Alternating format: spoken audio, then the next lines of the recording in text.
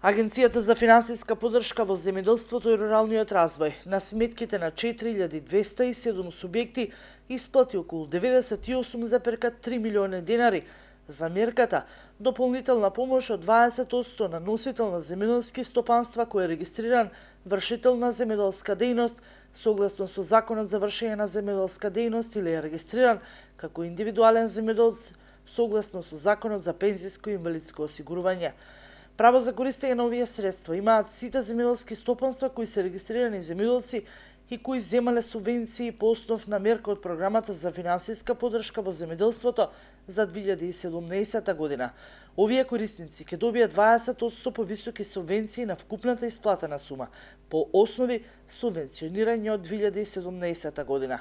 Агенцијата за финансиска поддршка во земјоделството и руралниот развој, како што најавуваат оттаму, и во наредниот период продолжува со неселективна исплата на средствата за субвенции.